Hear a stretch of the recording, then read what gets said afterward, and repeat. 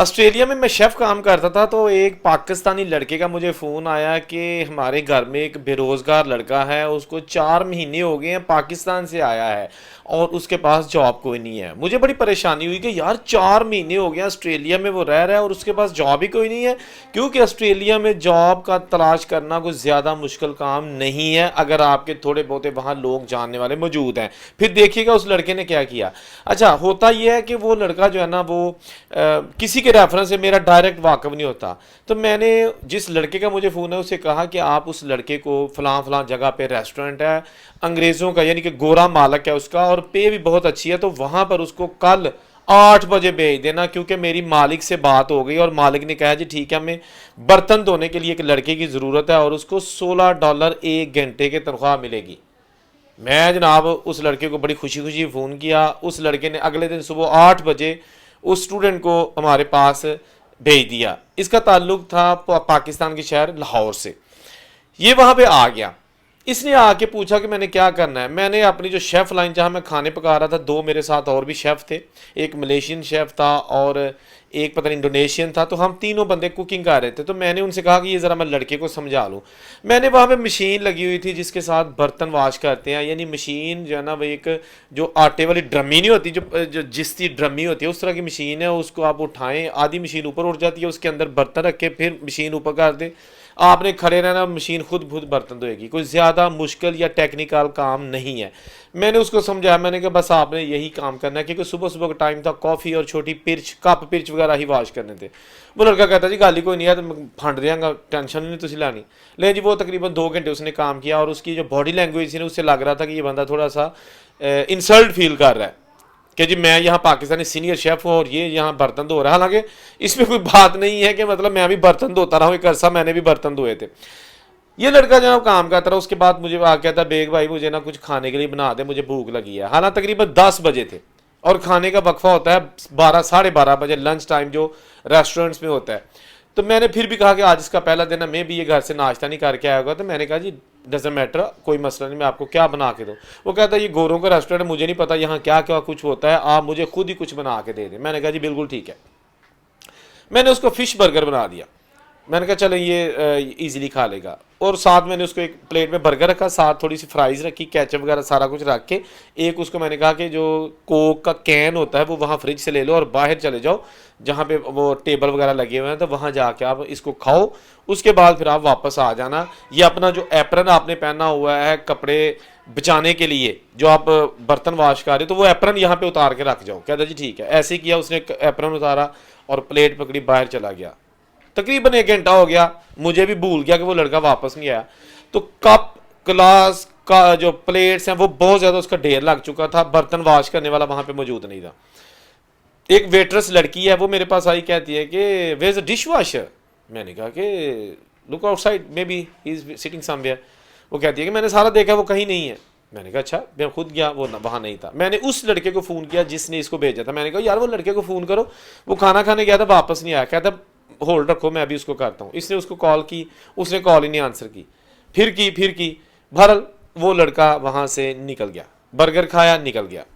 मैंने जनाब बड़ी इंसल्ट फील की, क्योंकि मालिक जो बाहर बैठा हुआ था, मियाँ बीवी गोरे, वो भी अंदर आके कहते यार मोहम्मद किधर है आपका जो बंदा जो आपने डिश वाशर हायर किया था, पाकिस्तानी लड़का। तो मैंने कहा कि सर वो मेरा ख्याल है चला गया है, शायद उसको जॉब पसंद नहीं आई। बहरहाल मैंने ये लफ्ज़ बड़े ही जो है ना वो एक परेशानी के आलम में कहे, क्योंकि ये मेरी रिस्पॉन्सिबिलिटी थी।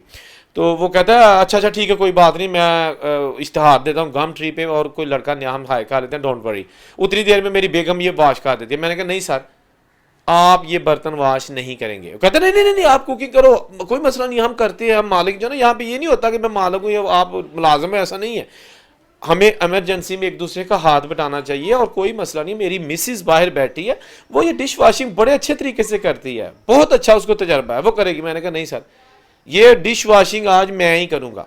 वो कहता है आप उधर बिजी हो। मैंने कहा मैं उधर भी साथ साथ काम करता हूँ, जो ही वहाँ पर थोड़ा सा मुझे पोल मिलेगी मैं यहाँ आके बर्तन धोऊंगा। कहता है उसकी क्या रीज़न। मैंने कहा उसकी रीज़न ये है कि मुझे नसीहत आनी चाहिए, मुझे सज़ा मिलनी चाहिए। मैं एक बंदे को जानता ही नहीं हूँ, उसको मैंने सिफारिश करके काम पे रखवा दिया।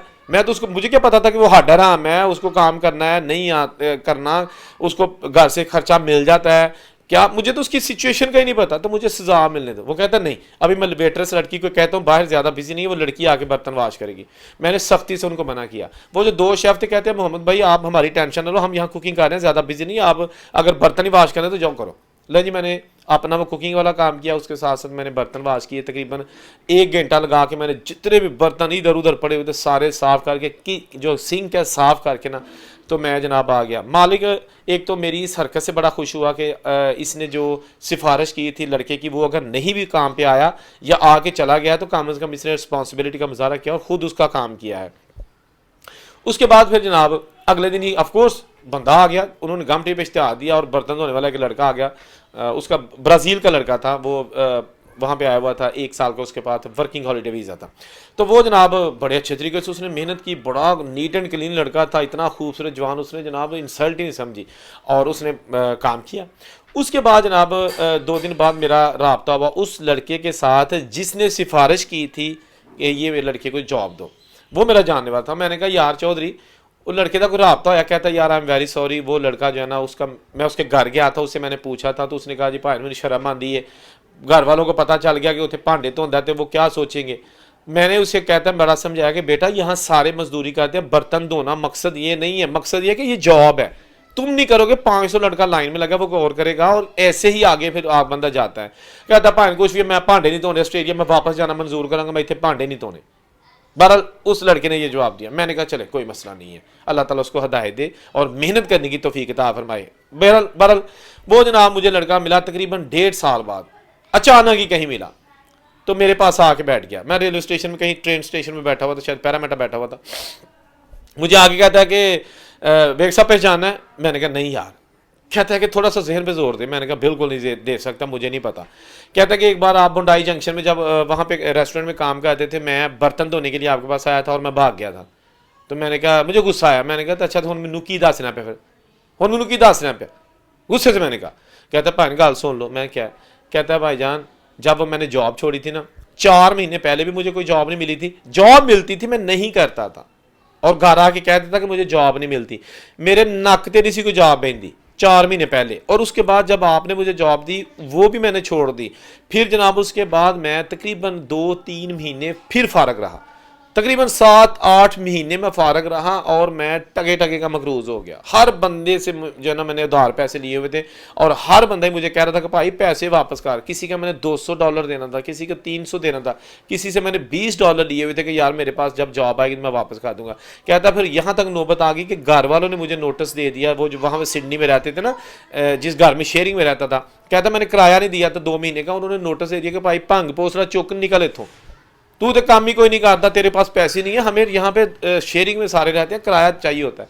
कहता जब उन्होंने मेरा सामान निकाला फिर मैंने सोचा कि नहीं अब जो भी काम होगा मैंने करना है, जो भी काम। कहता उसके बाद फिर मैंने दोबारा बर्तन धोने की जॉब स्टार्ट की और देसी पाकिस्तानी इंडियन रेस्टोरेंट था $10 पे। जो मैंने काम $16 को ठुकराया था आपके रेस्टोरेंट में, वही काम उससे ज़्यादा काम मैंने $10 में स्टार्ट कर दिया। जो अंग्रेज़ों का रेस्टोरेंट था वहाँ सिर्फ कप, कॉफ़ी कप, पिरचें, प्लेट्स, चम्मच, कटलरी, ये चीज़ें वॉश करनी थी। देसी रेस्टोरेंट में आ गया तो यहाँ पर बड़े बड़े पतीले और फ्राई पान और जनाब इतने इतने बड़े जार, प्लास्टिक की बकेट्स, ये चीज़ें मुझे साफ़ करनी पड़ी और मेरी लंब निकल गई। लेकिन मैंने वो जॉब नहीं छोड़ी और फिर मैंने वो जॉब के जो पैसे मिले वो मैंने अपना कर्जा उतारा। ये कर्जा उतारते उतारते भी मुझे तकरीबन 5 महीने लग गए। फिर उसके बाद जनाब इटालियन रेस्टोरेंट में मुझे इसी तरह किचन हैंड की जॉब मिली, फिर वहाँ $15 मेरे लग गए। और अल्लाह का शुक्र है कि अब मेरी सारी जो है ना सिचुएशन ठीक हो चुकी है, क्योंकि मैंने लोगों को यही बताया हुआ था कि जी भाजी मेरे घर दे बड़े ठीक ठाक ने, इतने भांडे नहीं धोवांगा, अगर भुखा भी रहांगा मैं घरों खर्चा मंगवा लाँगा। लेकिन ये झूठ था। घर वालों ने पहले कर्जा उठा के मुझे बाहर भेजा था, लेकिन मेरे में जो मैं थी वो ख़त्म नहीं हो रही थी।